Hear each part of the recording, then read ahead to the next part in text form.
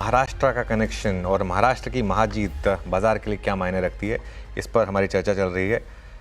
दीपन जी, आपका व्यू ये है कि अभी भी मार्केट में शायद करेक्शन बाकी है, लेकिन अगर ऐसा है तो तेज़ी में कहाँ से निकले, मतलब कौन से स्टॉक्स होंगे, क्योंकि हमको दोनों साइड की चीज़ें कवर करनी चाहिए ना। अगर मंडे को एक बड़ा गैप अप तो होगा, तो वहाँ पर अगर जो लोग फंसे हैं वो कहाँ से निकलें फिर? On the selling side, you mean to say? Selling side मतलब कहाँ पर आप गैप अप में कहेंगे कि चलिए ठीक है, अब मैं अपने लॉसेस बुक कर लेता हूँ, या प्रॉफिट अगर छोटा मोटा आ रहा है तो ले लेता हूँ? नहीं, देखिए, आई थिंक दैट ब्रॉडली जैसे मैंने कहा कि अगर गैप अप खुलता है तो डेफिनेटली इन्वेस्टर को है थोड़ा कैश में चला जाना चाहिए if they are not already in cash. और जो सेक्टर्स है, I think by and large काफ़ी सेक्टर्स में बहुत ही डिसअपॉइंटिंग अर्निंग्स आए हैं, जैसे कि लार्ज कैप आईटी है, सीमेंट है, फिर उसके बाद ऑटोमोबाइल्स है, to an extent even some of the building product company जैसे कि एशियन पेंट्स है, एस्ट्रल पॉली है। So down the line, as you go, you will see that there are hardly any performing sectors. There are, in fact, many non-performing sectors. So depending upon your portfolio, depending upon which stocks you're overweight in, certainly आप अपनी position थोड़ी हल्की कर सकते हैं। और अगर आप leverage है तो definitely I think ये market में leverage तो बिल्कुल करना ही नहीं चाहिए। द मेन रीज़न क्यों हम मार्केट पे थोड़ा कॉशियस है, उसकी वजह ये है कि अर्निंग्स थोड़ा हम देख रहे हैं, और दूसरी हाल वैल्यूएशंस भी अभी काफ़ी एक्सपेंसिव है। नाउ पीईज कैन ओनली एक्सपैंड, यानी कि प्राइस अर्निंग मल्टीपल तब एक्सपैंड होता है जब ये अर्निंग्स की ग्रोथ बढ़ जाती है, या उसकी उम्मीद बढ़ जाती है, या फिर इंटरेस्ट रेट कम हो जाता है। लेकिन जिस हिसाब से इन्फ्लेशन का रीडिंग आया, there is no scope for RBI to reduce interest rates for several months. और जो अर्निंग्स ग्रोथ है, अर्निंग्स एक्सपेक्टेशन भी है, अर्निंग्स की एक्सपेक्टेशन भी है जो ग्रोथ की, that also has become subdued and lower. So from that point of view P expand नहीं हो सकता है। और अगर पी एक्सपैंड हो जा नहीं हो सकता है, then market can not move up from these levels. That's the main reason for being cautious. क्योंकि अगर आप देखेंगे when you go down the line, look at good quality companies, they are still trading, उनकी अभी भी valuation 60-70 times trailing 12 months है। शायद ये मार्केट के घटाव के बाद 55-50 टाइम्स हो गई है। फिर भी जो प्राइस अर्निंग्स टू ग्रोथ है, मोर देन 3 टाइम्स। बिल्कुल समझ गए इसके आपकी बात को। अच्छा, गौतम जी, अर्निंग्स वीक रही हैं, लेकिन इस अर्निंग्स के वीकनेस में सबसे बड़ा इम्पैक्ट एफएमसीजी कंजम्पशन उस साइड का रहा है। एक मार्केट में थ्योरी ये है कि अब अगर कैपेक्स पुश होगा सेकंड हाफ में, आरबीआई भी कॉन्फिडेंट है, उनको समहाउ लगता है कि नहीं, ये वाला अर्निंग्स सीजन एबरेशन था, आगे जाके अर्निंग्स आगे अच्छी आएंगी, इस वजह से उनको शायद बहुत ज़्यादा कॉन्फिडेंस है। तो क्या market as a forward looking mechanism, क्या मार्केट एक रैली की शुरुआत नहीं करेगा? क्या इसका किसकी एक प्रोबेबिलिटी नहीं है क्या? प्रोबेबिलिटी बिल्कुल है अनुज। इसके लिए क्या होगा कि मंथली इंडिकेटर्स आपको देखते रहने होंगे, हाई फ्रीक्वेंसी इंडिकेटर्स जो आते हैं, क्योंकि क्वार्टरली रिजल्ट्स के पहले काफी सारा डेटा आता है। Auto monthly sales, power demand, fuel demand, PMI data on manufacturing, consumption, आपको कई सारे संकेत मिलते हैं। और आजकल इतने चैनल चेक्स होते हैं हर सेक्टर पे, बिकॉज इन्वेरिएबली हर क्वार्टर के बीच में 5 या 6 ब्रोकर कॉन्फ्रेंसेस होती है, जहाँ पे 100-150 कॉर्पोरेट्स हर कॉन्फ्रेंस में मौजूद होते हैं। काफी एक सेंस आ जाता है कि क्वार्टर किस तरह मूव कर रहा है। तो अगर वो एक सेंस बाजार को मिलता है कि अर्निंग्स यहाँ से शॉर्ट टर्म के लिए बॉटम आउट हो गई है और इंक्रीमेंटली यहाँ से इंप्रूव होगी, तो बाजार डेफिनेटली रिएक्ट करेगा।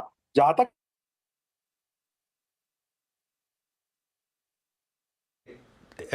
थोड़ा, हाँ। had zero growth.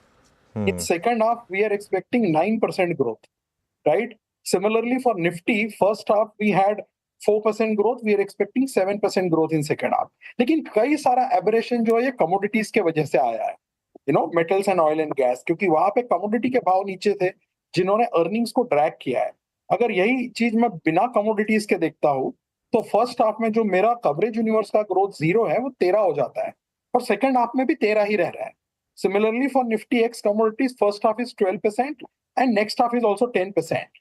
तो दोनों तरीके से इसको आप देख सकते हैं। कमोडिटीज हटाए तो आपको लगेगा कि भाई बहुत ज्यादा स्लो डाउन नहीं था अर्निंग्स में फर्स्ट हाफ में, but at the same time ये भी दिखेगा कि सेकंड हाफ में भी फिर वहां से बहुत ज्यादा पिकअप नहीं है, राइट? तो मेरे को लगता है ये बाजार अब काफी नैरो होगा और बॉटम्स अप बहुत मैटर करेगा, राइट? इसलिए आप किस सेक्टर में, किस स्टॉक के अर्निंग्स विजिबिलिटी है, वैल्यूएशन किधर है, इंक्रीमेंटल ट्रेंड्स किधर जा रहे हैं। जैसे हमारी जब बात हुई थी अक्टूबर में, अनुज, मैंने आपको कहा था कि अप्रैल में हमने जब आईटी अंडरवेट था, हमने उसको जुलाई में ओवरवेट किया, और अक्टूबर में उसको डबल ओवरवेट किया, 8 से 15% हमने आईटी का वेट किया था। इसके पीछे एक वजह ये भी थी कि top down earning slow down दिख रहा था, but bottoms of IT after 3 years of consolidation earnings improve होते दिख रहा था, स्पेशली मिड कैप अर्निंग्स। इसलिए हमने परसिस्टेंट, कोफोर्ज काफी हाई वेट के साथ डाला था, और लार्ज कैप में हमारे पास एससीएनटेक था। सिमिलरली ऑटो में हमें मंथली नंबर्स मॉडरेट होते हुए दिख रहे थे, तो हमने उसको जुलाई में अंडरवेट कर दिया था 2 साल ओवरवेट रखने के बाद। तो ऑटो में आप देख रहे हैं कि ये साल अर्निंग्स ग्रोथ लेस देन 10% रहेगी, जहां की ऑटो में अगर आप देखें नंबर्स पिछले 3 साल में प्रॉफिट 3 गुना हुआ है। नो, सिर्फ अगर आप निफ्टी के नंबर्स देखते हैं ऑटो के, तो 20,000 का प्रॉफिट 3 साल में 60,000 करोड़ हुआ है। सो जो एक टॉप डाउन अगर आप व्यू लेने जाए, तो आपको ये दिखेगा कि बाजार यहाँ से अब थोड़ा नैरो हो सकता है, थोड़ा सा मोर डेमोक्रेटिक हो जाएगा। पिछले अर्निंग सीजन तक ये हो रहा था कि अगर आपके नतीजे अच्छे हैं तो मार्केट आपको रिवॉर्ड कर रहा था, और नतीजे खराब है तो बाजार पनिश नहीं कर रहा था। अक्टूबर क्वार्टर के नंबर में आपने देखा कि जहां नंबर्स खराब है बाजार ने आपको पनिश किया, और जहां नंबर्स अच्छे हैं बाजार ने आपको रिवॉर्ड किया, विच इज अ वेरी बिल्कुल, fair and sensible market. Absolutely, तो वो एब्सोल्युटली, नहीं आपको फेज बिल्कुल, आता हुआ दिख रहा है अभी, कि जहां हाँ, नंबर है और सिर्फ हाँ, नैरेटिव नहीं है, हाँ, वहां पे वैल्यूएशन सस्टेन होगी, बिल्कुल, नहीं और नहीं जहां बिल्कुल, केवल नैरेटिव है वहां नहीं सस्टेन होगी। बिल्कुल 100%, ये बात तो खैर मैं आपकी मानता हूँ बिल्कुल। इस बार मार्केट का रिएक्शन कंप्लीटली मैच्योर रहा था। Sushil ji, PSUs, railway, defence Monday morning को 10% के गैप अप के बाद भी खरीदेंगे क्या? मैं 10% का गैप अप अज्यूम कर रहा हूँ, हो सकता है कम हो। अनुज, ये गैप अप में खरीदने का साहस मैं कभी नहीं कर पाया। इसका मतलब ये नहीं है कि मेरा ही तरीका हमेशा काम आए। हम जनरली ये करते हैं, जब भी बड़ा गैप अप गैप डाउन होता है, हम घंटे 2 घंटे उसको समय देते हैं, और हो सकता है कि इस गैप अप के बाद 1-2 दिन अगर बाजार में कोई ठंडक आए तो हमको उसमें एंट्री करने में ज्यादा आसान पड़ेगा। मैं ब्रॉड कॉल ये लेना चाहता हूं यहां से कि ये 40-50% टाइप की गेन्स बिल्कुल पॉसिबल है डिफेंस, रेलवे और पीएसयू जैसे स्टॉक्स में। समझिए 15-20 जनवरी तक, 26 जनवरी तक समझिए ये नया इतिहास बना देंगे, कोई बड़ी बात नहीं लगती है। और पीएसयू बैंक्स में 30-40%, साथ में आईटीसी लग जाएगा, उसके 40-50% वाली ब्रैकेट में टाटा मोटर्स लग जाएगा, और ये एफएमसीजी, रिलायंस जुड़ जाएंगे कंज्यूमर नेम्स के साथ 25-30% तक की भी गेन देने में। तो बहुत कुछ इंडेक्स के बाहर है। अनुज, अगर समय है हमारे पास, तो एक बहुत इंपॉर्टेंट बात मुझे बिटकॉइन के बारे में आपको कहनी है। 30 सेकेंड्स टू 40 सेकेंड्स है हमारे पास, बोल दीजिए। अनुज, तो आपको याद हो 2022 में टीवी 18 पे आप, मैंने और सुरभि ने बड़ी बहस की थी 70,000 के लेवल पे कि 15,000 तक गिर जाएगा। दूसरे लोगों के जबड़े गिर गए थे जमीन पर, और 15,000 पे आपके चैनल पे भी इन पासिंग में बोल के गया था वीरू के सामने कि हमने 1 लाख तक जाना है। तो वो लेवल आ गए, हाल ही इसलिए मैं बहस नहीं कर रहा हूं, मुझे पैटर्न्स मिल गए हैं। मुझे 2025 में बिटकॉइन की चार्ट को देख के पूरे साल 2025 में फर्स्ट क्वार्टर के बाद पूरे वर्ल्ड के हर एक मार्केट पे बहुत बड़ी सावधानी रखने की जरूरत लगती है। बहुत सीवियर रिस्क ऑफ का एटमॉस्फेयर आ सकता है। और दीपेन की एक बात को मैं ऐड करता हूँ कि जो इंटरेस्ट रेट उन्हें घटते हुए नहीं लग रहे हैं, इन्फ्लेशन का प्रेशर बन सकता है। वो यूएस 10 ईयर बॉन्ड यील्ड्स भी जो बता रही है ना कि यहाँ से फट जाएगी ऊपर, जब समथिंग कॉन्ट्रा इंट्यूशन में भी geopolitical risks will expand despite the fact कि ट्रंप जीत के आ गया एंड ही नॉर्मली वो बहुत शांति प्रिय व्यक्ति है। तो 2025 में अगर ये 26-27, साढ़े 26-27 हजार की इंडेक्स का उछाला आता है, तो वहां बहुत सारे स्टॉक्स के लिए लॉन्ग टर्म कॉल लेके लॉन्ग टर्म चार्ट जो कंप्लीट हो रही है, बहुत बड़ा पोर्टफोलियो रिबैलेंस करना पड़ सकता है। और लास्ट 3-4 साल के जितने भी एक्सट्रीमली पॉपुलर स्टॉक्स हैं, रेलवे, डिफेंस, जो इजी नो ब्रेनर है, इन सब में से हो सकता है कि आपको लॉन्ग टर्म एग्जिट्स भी लेने पड़े इस अगले उछाल में। वो सावधानी रखनी है। मंदी के अंदर में कोई को लगता नहीं कि माल लेना, और जब वो आएगी तेजी जनवरी में, उस टाइम जब आपके साथ चैनल पे डिस्कस होगा कि यहाँ से वापस निफ्टी 21,000 जाएगी, हमारी तो ट्रोलिंग तब भी नक्की है। हम भाग्य में लिखवा के लाए नहीं, ट्रोलिंग। कोई नहीं, ट्रोलिंग से खैर स्ट्रैटेजी नहीं बदली जाती। Thank you so much Sushil ji, thank you so much Gautam ji, thank you so much Deepan ji. आज आपने सैटरडे को हमारे लिए समय निकाला और इतने शानदार पॉइंट्स हमारे सामने रेज किए, और ऑब्वियसली थोड़ा सा एक काफ़ी आई वुड से कि एक मैच्योरिटी के साथ आपने बताया इस मार्केट में कि आगे क्या करना है यहाँ पर, और हमारे दर्शकों को आई एम श्योर उसका फ़ायदा मिलेगा। चलिए, अब जो होगा वो तो मंडे मॉर्निंग को 9:15 बजे ही पता चलेगा, लेकिन आप जुड़े रहिए सीएनबीसी आवाज़ के साथ।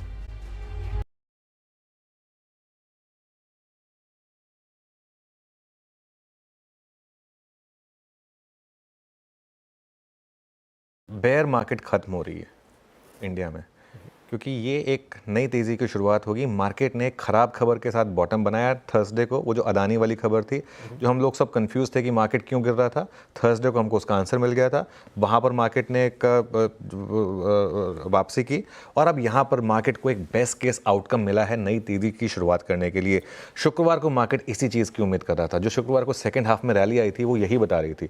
लेकिन अब आप कहेंगे कि इसका मतलब तो ऑलरेडी मार्केट को पता था, तो अब मार्केट मंडे को रिएक्ट करेगा। जी नहीं। देखिए, फ्राइडे को बहुत लोगों की हिम्मत नहीं हुई होगी लेने की। मंडे को बड़ा गैप अप होगा। हम 24,500 के ऊपर खुलेंगे। हो सकता है 24,800 तक भी पहुंच जाए निफ्टी पर, ये भी पॉसिबिलिटी है कि 500 से 800 पॉइंट के गैप अप पे भी आपको लेना है या नहीं लेना है। उसमें आपको अगर ये कॉन्फिडेंस है कि मार्केट का बॉटम बन चुका है और अब यहाँ से मार्केट वापस ऑल टाइम हाई पर खुलेगा, तो मार्केट में उसके बाद भी बहुत स्पेस है। ठीक है। और फ्राइडे को हमने एक व्यू लिया था कि थर्सडे से व्यू था कि अब मार्केट में लॉन्ग का टाइम है, और फ्राइडे को ये भी बात हुई थी कि हेज के साथ थोड़ा कैरी करिए इस मार्केट में। उसके बाद इस मार्केट में हर डिप पर बाय करिए 23,800 के स्टॉप लॉस के साथ। इस मार्केट में अब शॉर्ट करना भूल जाइए आप। और एक और चीज़, इस मार्केट में अब क्या चलेगा, PSU stocks, defence stocks, railway stocks, EMS stocks, infrastructure stocks, जितने भी जो कैपेक्स स्टॉक्स थे, जो मोदी फैक्टर वाले स्टॉक्स थे ना, जो चलना बंद हो गए थे, अब उन सब की वापसी होगी बेसिकली इस मार्केट में। और एक क्लासिकल थ्योरी जो होती है कि मार्केट एक ख़राब खबर के साथ बॉटम बना है, इसमें एक चीज़ जोड़ देता हूँ। बहुत लोग कहेंगे लेकिन हम गिरे थे अर्निंग्स की वजह से।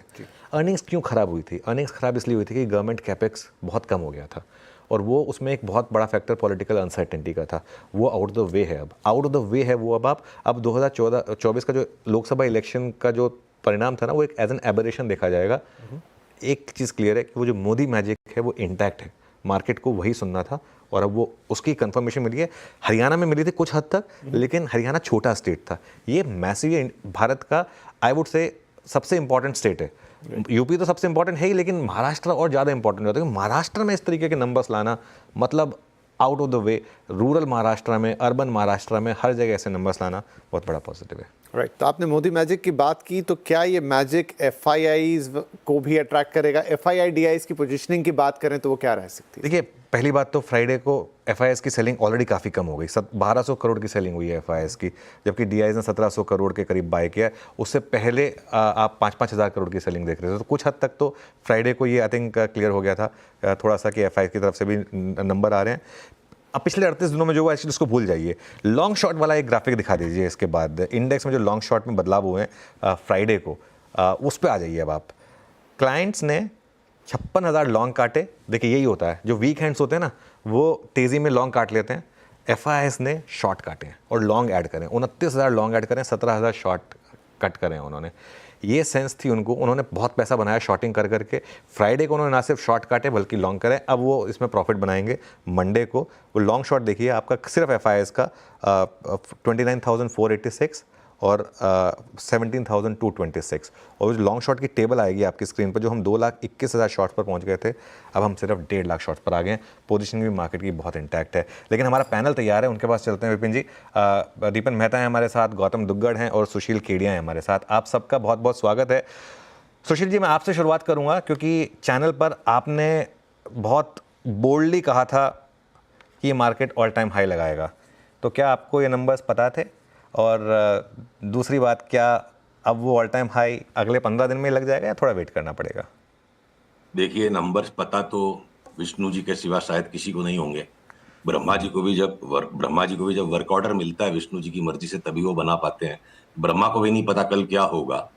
पर हम मार्केट में क्या करते हैं, मार्केट की मनस्थिति का विश्लेषण कर पाना चार्ट्स के द्वारा संभव है कि मार्केट कहां पोजीशनड है। तो जो अनुज, आपने भी इस कंसेप्ट को बहुत सिंपल लेमैन्स लैंग्वेज में कई बार कहा है, मार्केट की पोजीशनिंग। तो extreme fear, extreme panic, extreme pessimism. Index के ऊपर उतनी चोट नहीं लगी थी इंडिविजुअल कैश के शेयरों में, ये मोदी फैक्टर वाले सेक्टर्स में, जहां 10 दिन से लगातार चेतावनी भी था कि 100 शेयर अब यहां बेचना नहीं है। तो देखिए, अडानी जैसी खराब खबर को बाजार पचा गया कि पोजीशनिंग ये थी कि ऑलरेडी बाजार को जितना डरना था डर चुका था। और अब ये जो रिवर्सल बन गया, यहां कोई ले ही नहीं पाएगा। मतलब जैसे बोले भाग्य बदल गया, समय बदल गया, पूरा एरा बदल जाएगा, वो बाजार का कलर ही चेंज हो जाएगा एक झटके में। तो अंडर बॉट मार्केट या जो लोग शॉर्ट को लेट करके फंसे हुए हैं, अगले 1000 पॉइंट तो वही लोग बढ़ा देंगे जो आप कह रहे हो 400-500 पॉइंट ऊपर उछल जाएगा। तो मार्केट की एनालिसिस करना, मार्केट की मनस्थिति की एनालिसिस करना मनुष्य के वश में है, और खास करके इलेक्शन जैसी चीज पे, मोहब्बत में, जंग में, क्रिकेट के मैच में, विष्णु जी के पता, मेरे मेरे हिसाब से किसी को नहीं पता है। तो मोटी बात है अनुज, कोई आंकड़े नहीं पता थे, पर बाजार की पोजीशनिंग समझ में आ गई थी। ओके, बिल्कुल। गौतम दुग्गड़ जी, थैंक यू सो मच, आपने भी सैटरडे को हमारे लिए समय निकाला। क्या होगा मार्केट में? क्या अब एक ये नई तेजी की शुरुआत होगी, या बहुत ज़्यादा एक्साइटेड होने की ज़रूरत नहीं है अभी इस समय? अनुज, गुड आफ्टरनून। सबसे पहले तो ये है कि जो बाजार करेक्ट हुआ है उसमें पॉलिटिक्स के अलावा बाकी भी फैक्टर्स थे। जो अर्निंग्स में एक मॉडरेशन हुआ था, अगर आप देखें अप्रैल से लेके अभी जो नतीजे खत्म हुए हैं सेकेंड क्वार्टर के, निफ्टी के अर्निंग्स हमने करीबन 8% से कट किए हैं, फ्रॉम 1140 टू 1060 नाउ। और निफ्टी भी लगभग 10% करेक्ट हुआ है ऊपर से, राइट। ऑब्वियसली बाकी फैक्टर्स भी थे, FI selling, US election, dollar index, etcetera etcetera, but the bigger factor always is the underlying fundamentals which is the corporate earnings. थोड़ा सा नर्वसनेस जरूर था महाराष्ट्र इलेक्शंस को लेके, क्योंकि नतीजे उम्मीद से बहुत बेहतर है। इनफैक्ट ये फर्स्ट टाइम हुआ है कि कोई भी पार्टी पिछले 30-35 सालों में 200 से ज्यादा सीट लेके आए हैं। वोट शेयर 50% से ज्यादा है। अभी मैंने लास्ट 15 मिनट पहले देखा था, एनडीए का वोट शेयर 50% प्लस है। एंड ये 4 महीने में जो टर्न अराउंड हुआ है, बिकॉज लोकसभा इलेक्शन के टाइम पे अगर आप सिर्फ एक सिंपल टिडबिट देखे कि कांग्रेस के 17 सीटें आई थी, 13 सीटें आई थी लोकसभा में महाराष्ट्र से। अभी विधानसभा में 288 में उनकी सिर्फ 17 सीटें दिख रही है, या मे बी 18-19 होगी। सो बहुत बड़ा ये टर्न अराउंड हुआ है महाराष्ट्र में, और ये बहुत बड़ा स्टेट है। After UP, Maharashtra is the second largest state, 48 MPs यहाँ से जाते हैं। तो डेफिनेटली ये सेंटिमेंट को इम्प्रूव करेगा। और तीसरा, from A economy point of view, पहले 6 महीने में गवर्नमेंट स्पेंडिंग जीरो ग्रोथ है। अगर आप टोटल गवर्नमेंट स्पेंडिंग देखें, revenue plus capital spending is absolute zero growth. और within that capital spending 15% down है फर्स्ट हाफ में। अब इलेक्शन सारे हो चुके हैं, राइट। गवर्नमेंट फॉर्मेशन में पहला 1-2 महीना गया, बाद में हरियाणा इलेक्शन आया, फिर अभी महाराष्ट्र झारखंड आया। सारी चीजें अब पीछे। अब गवर्नमेंट को चाहिए कि वो स्पेंडिंग मशीनरी पे फोकस करे। कैपेक्स यहाँ से मुझे लगता है इंप्रूवमेंट होगा स्पेंडिंग में। तो जो नतीजे है यहाँ से कॉर्पोरेट अर्निंग, क्योंकि बाजार हमेशा आगे देखता है, तो फर्स्ट हाफ में अर्निंग्स ग्रोथ ऑलमोस्ट 3 या 4% रही है निफ्टी की, और हमारे ब्रॉडर कवरेज की लगभग 5%। सेकंड हाफ यहाँ से इंप्रूव होता दिखता है। एंड लार्ज कैप में वैल्यूएशंस काफी फेयर हो गया है अभी। अगर आप FY26 निफ्टी देखते हैं, अभी 1240 रुपए का हमारा अनुमान है ईपीएस का, उस पे अभी निफ्टी केवल 18.5 से 19 टाइम पे है। अगर आप मान के चले कि यहाँ से भी 4-5% अर्निंग्स और कट होता है, 1240 की जगह अगर 1200 भी होता है, तो भी आप 19-19.5 टाइम, 20 टाइम्स के रेंज में निफ्टी ट्रेड कर रहा है।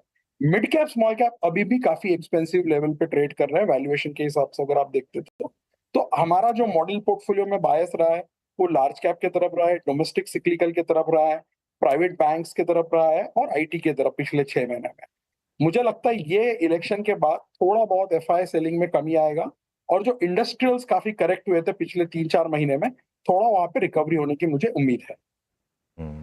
ओके, बिल्कुल। नहीं, ये बात आपकी बिल्कुल मैं मानता हूँ गौतम जी, कि मार्केट गिरा सिर्फ पॉलिटिकल फैक्टर्स की वजह से नहीं था, लेकिन कई बार मार्केट में कारण कुछ और होता है, लेकिन ट्रिगर कोई सामने से दूसरा निकल कर आ जाता है। वो शायद हो सकता है कि उसमें वापस केपेक्स वगैरह का एक दोबारा एक उसमें तेज़ी आए और अर्निंग्स वापस इंप्रूव हो जाए, ये पॉसिबिलिटी है। दीपन मेहता को भी जोड़ते हैं। दीपन जी, गुड आफ्टरनून, आपका भी स्वागत है। सैटरडे को आपने टाइम निकाला।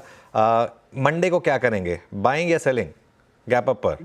गुड आफ्टरनून अनुज, और आपके शो पर इनवाइट करने के लिए बहुत बहुत धन्यवाद। मेरे ख्याल से सेंटिमेंट सर्टनली पॉजिटिव हो गए इस नतीजे की वजह से, लेकिन जैसे गौतम ने कहा, we have a lot of concern around the earnings growth, और अर्निंग्स ग्रोथ इस इलेक्शन की वजह से सुधरने वाले नहीं है। तो जो दो बड़े प्रॉब्लम्स थे, अर्निंग्स ग्रोथ जो स्लो डाउन हो चुकी थी और हाई वैल्यूएशन, ये दो जो इश्यूज है that doesn't get resolve by this particular election result.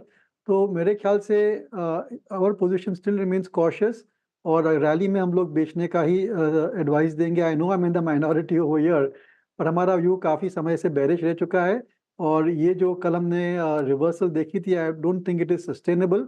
But देखिए, मार्केट है, and I have the right to to change my decision और माय स्ट्रैटेजी। पर मेरे को नहीं लग रहा है कि इस लेवल से मार्केट फिर से ऑल टाइम हाई पर चला जाएगा। I see a further deeper correction in the market for the next few months or so. अच्छा ठीक है दीपन जी, चलिए इस पे एक हम बेट लगाएंगे आपके साथ, फिर मैं और आप थोड़ा सा क्योंकि मेरा मानना ये है कि हम ऑल टाइम हाई पर जाएंगे, लेकिन मैं आपके साथ इस पर चलिए एक शो के बाद एक बेट लगाऊंगा। गौतम जी आप हंस रहे हैं, मैं आपसे भी बात करता हूँ थोड़ा सा इस पर, और लेकिन मैं एक बार सुशील के पास वापस जाता हूँ। सुशील जी, बैंक निफ्टी जिसने लगातार आउट परफॉर्म किया, जिसने लगातार अपने लोज को होल्ड किया, 200 मूविंग एवरेज, जिसको खैर आप ज़्यादा इंपॉर्टेंट नहीं मानते हैं लेकिन फिर भी उसको होल्ड किया, क्या बैंक निफ्टी पहले ऑल टाइम हाई लगाएगा? अनुज, काश आपने ये प्रश्न मुझसे नहीं पूछा होता, काश। तो उसी का चलिए जवाब, इसका पूछ जवाब, लिया है तो अब जवाब दे दीजिए। इसका जवाब इस तरह से है। हाँ